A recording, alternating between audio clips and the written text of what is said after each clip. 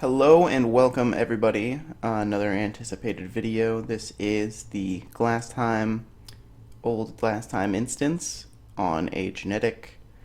For this one I'm going to be using my higher level genetic, who's 172, but you can definitely finish this at 150. 150 just because there are level 150 MVPs and they do stun. So if you go before then, you do have some issues with getting stunned, but if you wear an Orc Hero card, you should be fine. And you could probably go a little bit earlier. But right now, I'm just going through storage, preparing everything that we'll need. I am getting out some cannonballs, just quite a bit of holy ones, quite a bit of neutral ones, the iron cannonballs. Gear-wise, what I'm going to wear is just an evil marching hat, as well as a resistant Valk shield. The armors that I'm going to switch between on here are going to be an Evil Orleans gown and a Deadly Orleans gown, which is Bathory and Evil Druid card. I'm going to wear a Immune Fallen Angel wing. I also have a Flame Guard Heroic backpack for extra fire resistance, but it's not completely necessary. You'll see that I actually keep the Fallen Angel wing on pretty much the whole time. I have Kaffir Blossom cards as well to help with the elemental resistance. But you'll also do need a boss shield for the MVPs, so bring that along with you. You don't absolutely have to have Evil Snake Lord glasses, but I really like them for this instance since things curse a lot. But just bring some royal jellies or some green potions along with you and you should be totally fine. Right now, I'm doing a voiceover of a run that I did last night, so I'm not completely on point with exactly what's going on. I think I just stepped away from my computer there when my character was sitting in the center. But you see, you just set off the instance by talking to the first NPC, and then you talk to Heinrich down here, and that starts off a little animation between 3 NPCs talking about how one of them is going to release creatures into Glast Heim, and if you stayed over in the center, you would see that they spawn Abysmal Knights and Kalitzbergs and all these things that you don't necessarily have to kill or even be on screen. So as soon as you talk to Heinrich, you can just walk over to the west gate and wait for it to open. This is the longest part that you'll have to wait during the instance, so if you need to grab a water, or get some food, or you forgot some stuff and have to Kaffir card, here's your perfect time to do it, because you'll be sitting here for a couple minutes. So we'll go ahead and just speed up the video real quick until this gate opens. You'll see that some yellow text will come across the top when he's actually spawning the creatures, and that'll give you a little hint to when you're actually going to be able to walk through the gate. And there's the text right there. We'll start slowing the video back down, and eventually he should open it.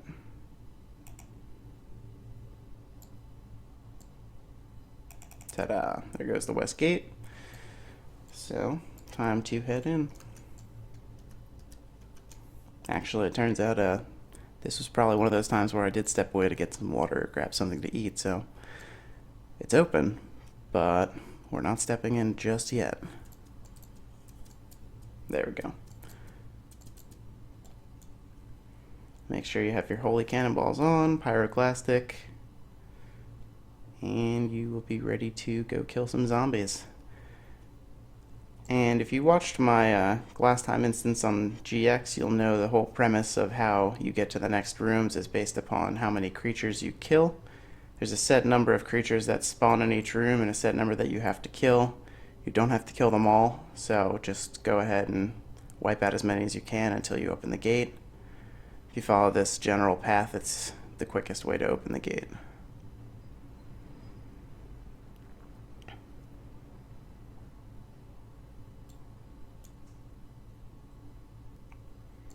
And you don't really have to be kiting them, luring and cart cannoning at the same time. You can really just lure everything into a giant pile.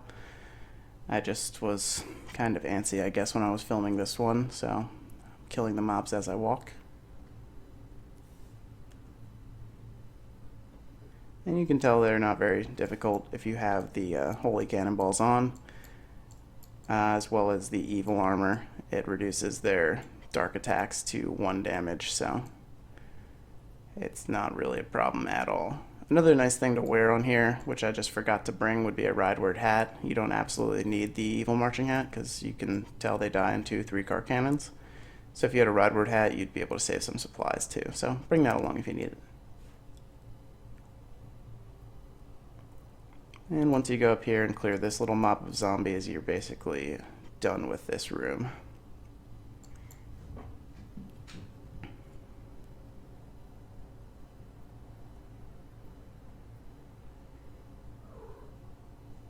And there we are. And once it's open, the game really wants you to walk around this path. If you look at the top right, it goes over here and down this long hallway, and there's the NPC right there. But you can just stand on the outside and click him through the wall, and that'll save you a lot of walking.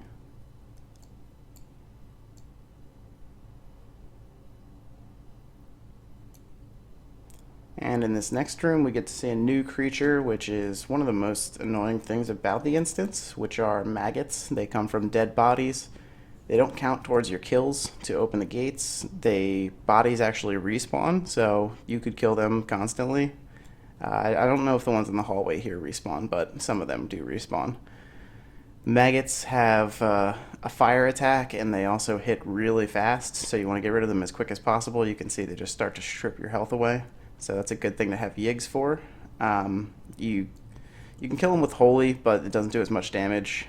They take lots of fire damage, because I think they're either Earth or Undead, but you can take them out pretty quickly with just a couple iron cannonballs with Pyroclastic.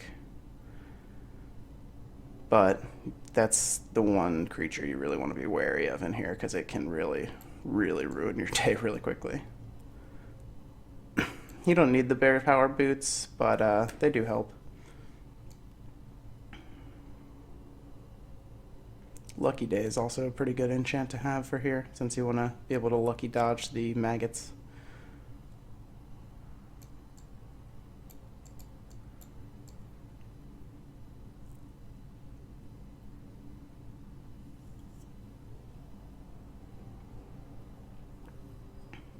And we'll recast Pyroclastic.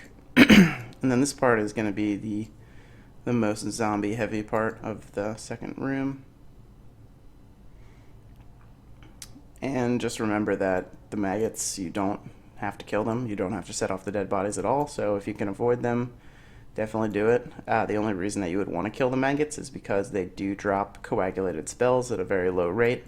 It seems like it's almost a card rate, but it's definitely higher than that since I've gotten a number of them.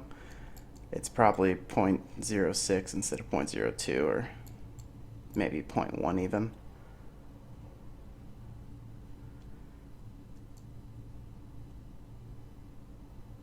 And then this is another one where it's sort of the same premise of the game wants you to walk around the long path, and you can do a shortcut. Once you've cleared most of the zombies on this side of the second part, you can. It wants you to walk up. If you look at the top map, it wants you to walk along this hallway that's covered in maggots and dead bodies. So you have to get to an NPC at the top of there. Instead of doing that, just walk around to this room, walk up this path, and you'll be able to see the NPC behind the wall.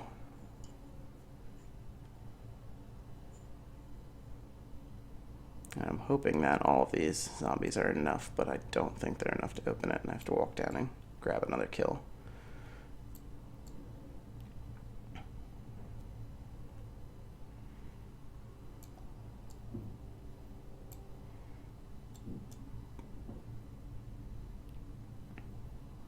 And there we go.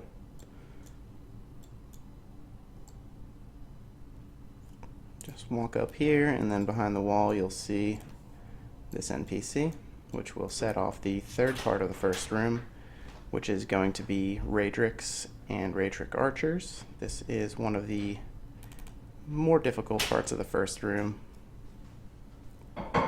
The best thing to have in this room is a Brynhild for the knockback that the Raedric archers do, but I do not have that on right now. So you can see that you can get away with just an Orleans gown.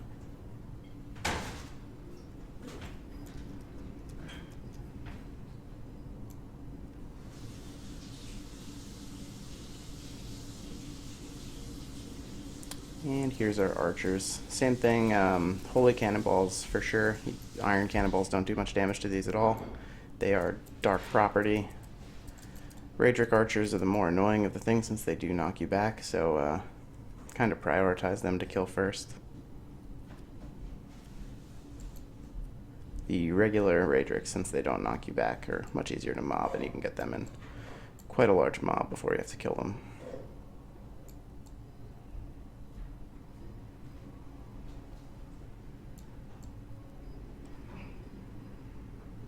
And I always like to make sure that I clear out the right side first. There's a number of Raedric archers over here, so gets you quite a bit of your kills.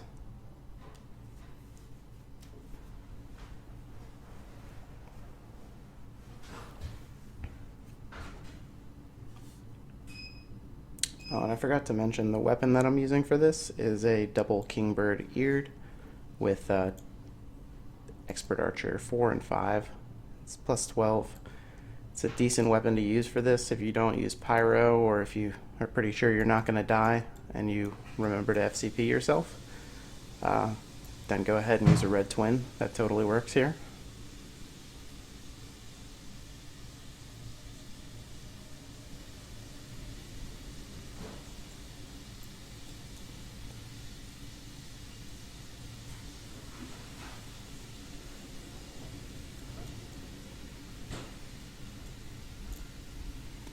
And here's the fun part where the room starts getting really thick with the Raedric archers.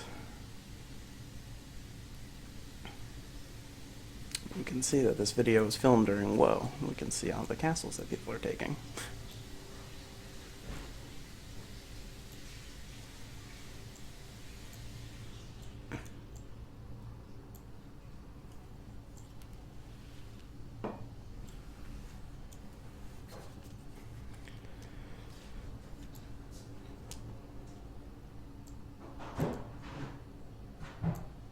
A little position lag right there. It's very common actually because of the Raedric Archer knockback, so always make sure to double check that you're not position lagged.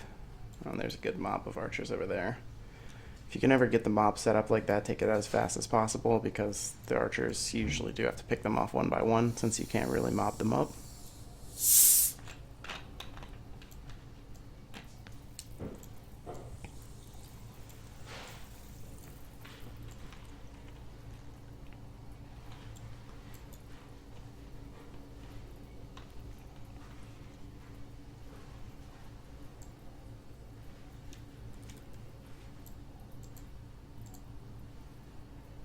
And you can see my cart cannon's gotten a lot faster. It's because I popped Dex and Int food for this part. Small price for improving your efficiency and making sure that you're not going to die. It's one thing that I think about a lot is if you didn't have Yig seeds or if you didn't have plus 20 foods, then you would have to rely on tokens to survive. And if you do that, you're just going to be spending a lot more money. One token costs you about 1.5 mil or 1 mil, so other than that, just use plus 20 foods and you'll have to avoid dying in the first place. So it's a lot cheaper to just use foods and Yig seeds than it is to rely on tokens.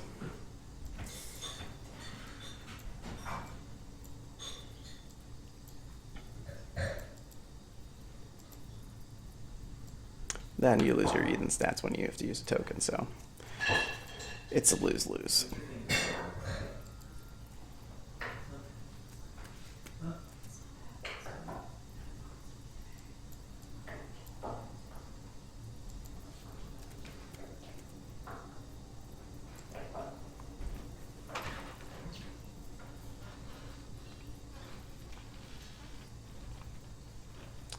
And once you get to the left side of the room is when things are going to start to finish up. So just clear off these rest of these archers, and it should prompt the fourth NPC to appear. Well, third NPC, fourth part of the first room. And that will actually be the MVP portion. And the good news is that actually the cards from these NPC or the MVPs that are coming out are going to be available, I think, February 25th. So something to look forward to. So that new cards will be coming out. And the first MVP, the Root of Corruption, I think is a really good card. It's kind of like a Beholder Master card, but for daggers. So If somebody has enough time and money to plus 14 a Faceworm Queen Leg, then that is going to be your card to have. Alright, and there we go. We've cleared off as many as we need to open the NPC. So we can run back to the center of the room, and for this one we want to switch to our Deadly Orleans Gown.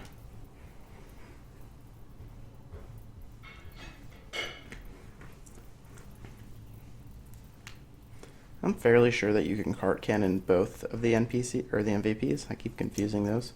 For the first one, I do like to use bomb. For the second one, I like to use cart cannon, but it's really up to you what you want to use.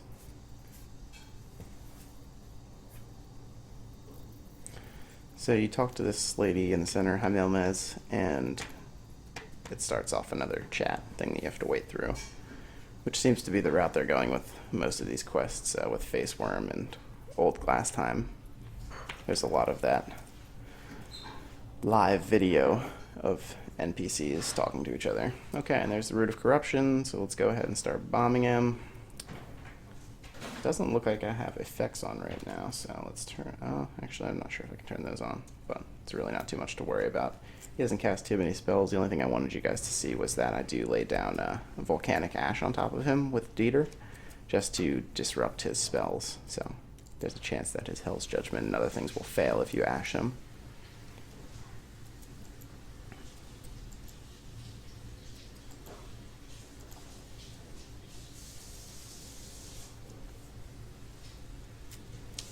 And now we are in the second room. For this room, I like to switch to the Palace Guard cap because things do a lot more damage here, a lot of neutral damage. Raedric Archers do hurt, so it's a good thing to keep on. And for this room, you can either use the Kingbird Eared, or if you want to, you can use a boss one. The Kalitzbergs, Bloody Knights, AKs are all bosses, so it does not really matter that you have a Kingbird or a boss shield on.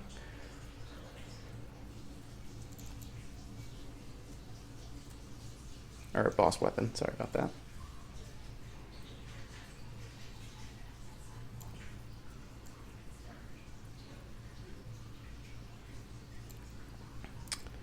And you know this fun part about this, so we'll go ahead and speed up the video real quick as we go through and kill these mobs. You're going to be killing the mobs until you get a yellow pop-up saying that evil forces are appearing in the area.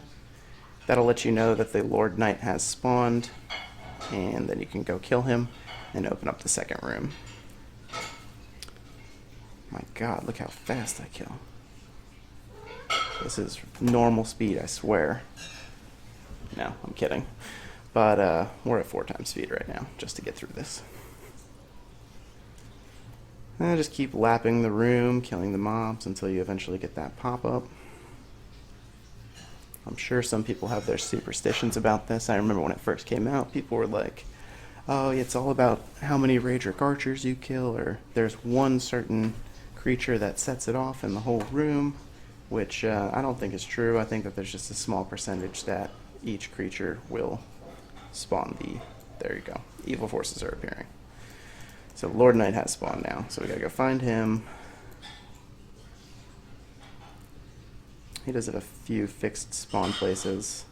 That bottom left is a popular one, and then top left is another one. There he is. So we'll slow it down. He's fairly easy to kill. He does have a Magnum Break that does a lot of damage, so the Flame Guard is nice, but you definitely don't need it.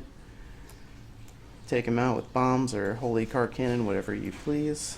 And then it will open the new entrance to the right side of the room.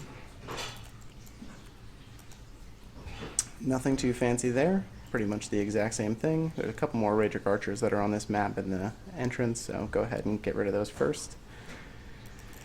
And then go ahead and just keep on killing until you get that same pop-up.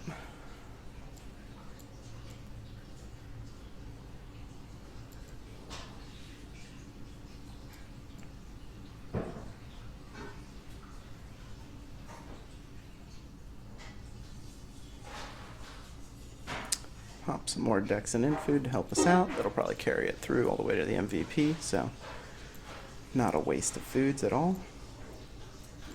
And there we go, an Evil Presence has teleported into the area, so let's run around and find that Lord Knight.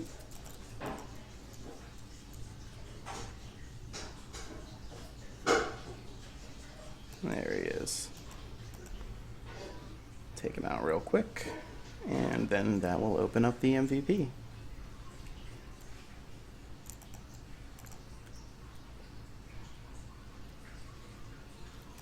In this room, there's a lot of dead bodies, so you have to go ahead and clear out these maggots. Be careful. Make sure you're not wearing a ball shield when you enter this room. Alright, and there goes our maggots, so we're safe to walk forward. And now you set it off by talking to Havenn one more time.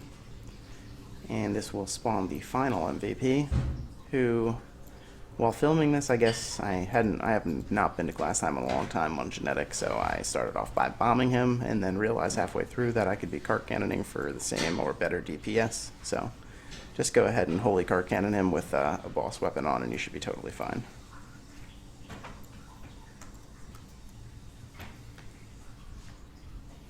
And you want to make sure that you're wearing the evil Orleans gown for this, because he does do Magnum Break level 10, and if you're wearing the deadly one, you will die right away. I'm wearing the Flame Guard backpack because of that Magnum Break, but I'm fairly confident with the evil Orleans gown that you could wear neutral, or not neutral, immune. Fallen Angel Wing, get a little extra damage in there. Before you spawn him, you want to clear out this dead body right here. So right before he spawns, you want to kill the maggots with enough time so that the body doesn't respawn by the time you pull the MVP, because you're going to pull him back behind this staircase to avoid the Abysmal Knight and Bloody Knight spawn that comes out in the center here, and Raedric Archers. Really disrupts everything. So there we are. There's our bad boy.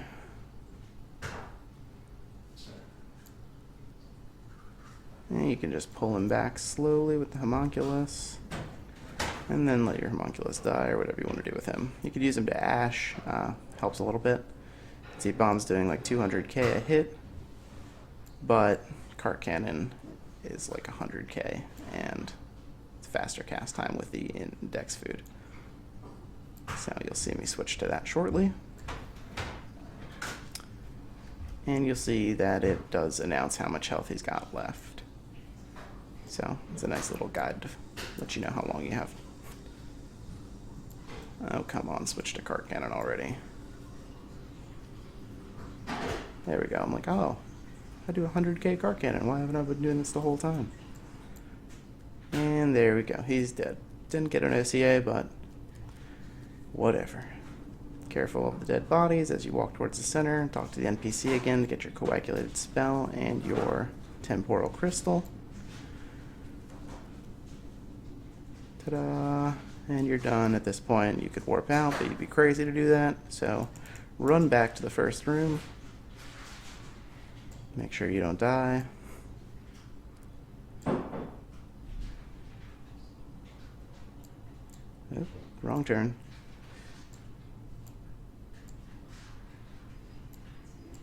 I guess I walked away from my computer here for a second, because even at 4 times speed I stayed.